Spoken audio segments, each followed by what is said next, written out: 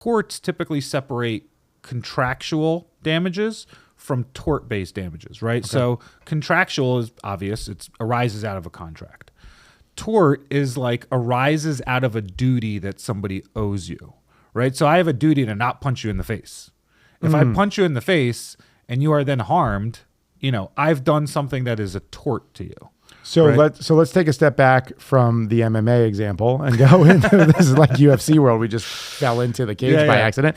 Go back to our backyard contractor, right? So the contract is, hey, do the backyard. Didn't do it right, did do it right. That's the contract bar. What would be an example in that scenario, other than a face punch, of a tort situation? Or is it not applicable? Well, it is, let's talk about what could turn that into a tort short of a MMA fight.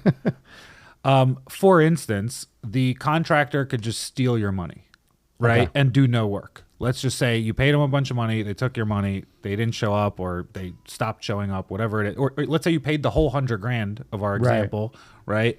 And then he stopped doing work after $10,000. What about something less clear?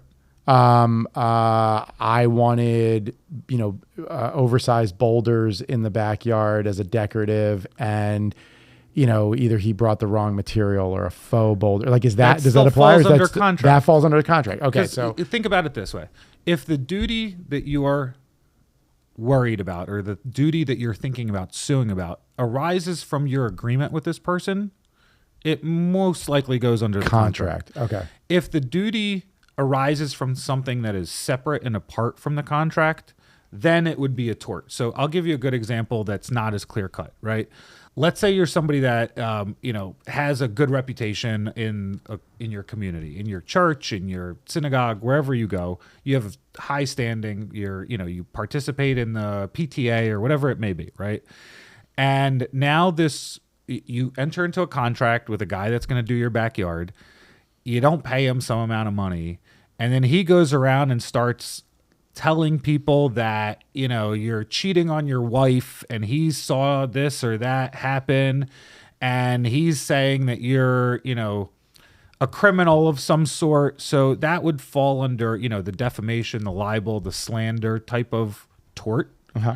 And that would be completely separate and apart from your contract, right? So I owed this guy money, and now he went and slandered my name in the streets. So I like the way you said "in the streets" there. In the streets. But I just to go back to that really quick, if the defaming comes from within the terms of the contract, meaning the grievance you just mentioned was you owe him some money, you guys are having a disagreement, and the examples you gave of him defaming you are tangential to that. But what if he was running around and going like, you're not a good, this person's not a good person because they owe me money, right?